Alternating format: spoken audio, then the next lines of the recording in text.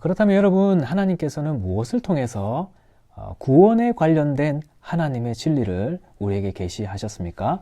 오늘 신앙고백서에 보면 따라서 하나님께서 여러 부분과 여러 모양으로 자기를 나타내셨다라고 말합니다.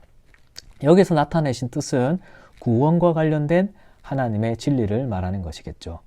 그런데 여기에서 여러 부분과 여러 모양이라는 것은 그냥 단순히 보면 이것이 무엇을 통해서 구원에 관한 진리를 계시하셨는지 알기 어려운 표현인데 이것은 히브리서 1장 1절에 있는 말씀을 그대로 가져온 것입니다. 히브리서 1장 1절에 보면 하나님께서 여러 부분과 여러 모양으로 자기를 나타내셨다고 했는데 이것이 무엇을 가리키는 것입니까? 구약의 여러 선지자들에게 하나님께서 말씀하셨던 바로 그 계시를 지금 가리키는 것입니다. 그러니까 하나님께서는 구약의 여러 부분과 여러 모양으로 여러 시대 속에서 또 다양한 모습으로 선지자를 통해서 말씀하셨지 않습니까? 성막을 통해서 말씀하기도 하시고 또 제사 방법을 통해 말씀하기도 하시고 또 선지자들을 보내셔서 직접 말씀하심으로 말씀을 하기도 하셨습니다. 그리고 이 계시의 정점인 자기 아들을 이 땅에 보내심으로 구원에 관한 진리를 우리에게 온전하게 말씀해 주심으로 말미암아 구원에 관련된 하나님의 진리를 우리에게 알리셨습니다.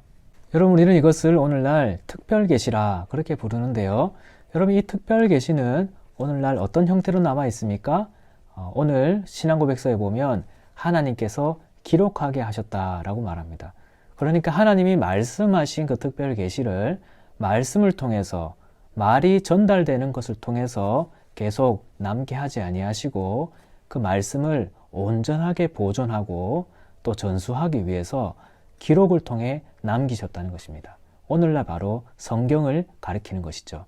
하나님께서 자신의 말씀을 이렇게 기록으로 보존케 하신 이유는 신앙고백서에 보면 두 가지를 설명하는데 첫 번째는 잘 보존하고 잘 전수하기 위해서 그렇게 하셨고 두 번째는 이 일을 통하여 교회를 위로하고 바르게 세워가시기 위하여 성경으로 기록으로 남기셨다는 것을 말합니다. 그러니까 아무나 내가 하나님의 계시를 받았다 그렇게 말하면 안 되지 않습니까? 그렇기 때문에 교회가 어지러워지고 교회가 무너지기 때문에 그래서 하나님은 이 특별 계시를 말씀으로 기록하게 하시고 그래서 변형되지 않고 왜곡되지 않고 온전히 하나님의 뜻이 계속해서 전수되도록 기록으로 남기셔서 교회를 세워가시는 것입니다. 이것이 바로 성경으로 기록된 하나님의 특별 계시입니다. 여러분, 정리해보면 이 특별 계시는 이 일반 계시와는 달리 하나님께서 말씀해 주시는 방식으로 말씀의 행위로 알리신 것을 특별 계시라고 말하고요. 그래서 구약의 선지자를 통해서 말씀하시고 또 예수 그리스도를 보내셔서 말씀하신 것이 바로 특별 계시입니다. 또 이 특별 계시는 일반 계시에서는 없었던 하나님의 구원에 관한 진리, 우리를 구원하시는 하나님의 진리에 대해서 말하는 것이고 또 특별히 이것은 기록되어져서 오늘날 전수되고 보존되고 있는 성경을 가리킨다고 했습니다. 즉, 이 기록된 성경이 바로 오늘날 하나님의 구원의 방법에 대하여 우리에게 알리는 바로 하나님의 특별 계시입니다. 그런데 오늘 1항에 보면 이 특별 계시가 오늘날 어떠하다고 말합니까? 오늘날에는 중단이 되었다 이런 표현이 있습니다. 여러분, 이 중단되었다는 표현은 하나님께서 오늘날 구원에 관한 자기의 뜻을 알리시는 행위가 중단되었다 그런 말이 아니고요. 하나님께서 구약에 하셨던 방법과 같이 어떤 특별한 사람이나 선지자나 누군가를 통해서 직접 말씀하시는 이런 방법이 중단되었다는 것입니다. 그러니까 하나님은 오늘날 구약과 같이 어떤 특별한 선지자를 통해서 또 다른 하나님의 구원의 계시를 말씀하시지 않습니다. 그것은 성경적인 가르침이 아닙니다. 이미 구약의 선지자들과 또 계시의 완성이 되시는 예수 그리스도를 통해서 하나님의 구원과 관련된 진리를 모두 우리에게 알리셨고 완성하셨기 때문에 또 다른 또 무언가의 누군가를 통한 그런 계시가 우리에게 필요한 것이 아니기 때문입니다. 그렇다면 하나님은 오늘날 우리에게 어떻게 이 구원에 관한 하나님의 진리를 계시하십니까?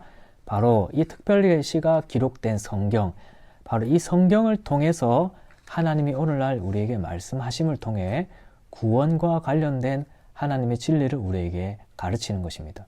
그래서 오늘날 우리는 바로 이 성경을 강해하는, 성경을 설명하는 이 설교를 통해서 우리의 구원에 관련된 하나님의 진리를 들을 수 있는 것이고, 또 성경을 우리가 읽음으로 이 계시를 우리가 이해할 수 있는 것입니다.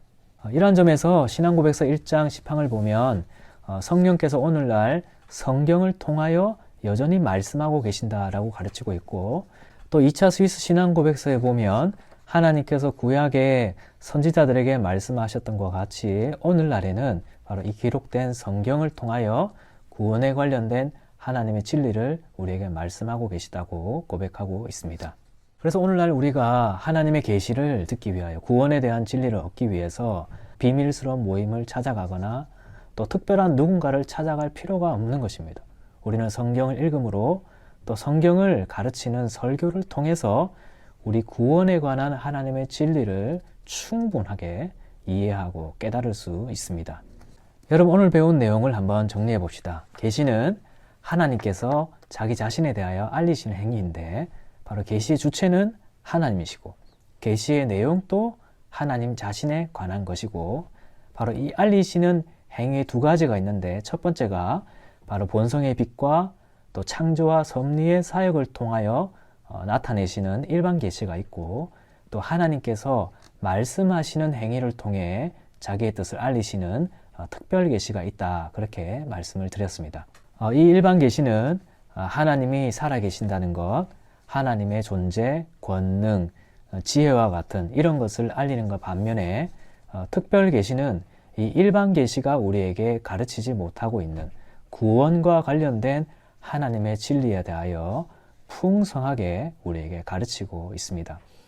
그리고 이 특별 계시는 특별히 하나님께서 잘 보존하고 전수하여 교회를 온전하게 세워가시기 위해 특별히 기록을 통하여 남기셨고, 바로 이 기록하여 남기심을 통하여 우리 구원과 관련된 하나님의 계시는 이제 완성이 되었고, 더 이상 하나님이 과거와 같이 특별한 사람을 통해 말씀하시는 그런 특별 계시의 방법은 중단되었다는 것을 오늘 신앙고백서가 가르쳐 주었습니다.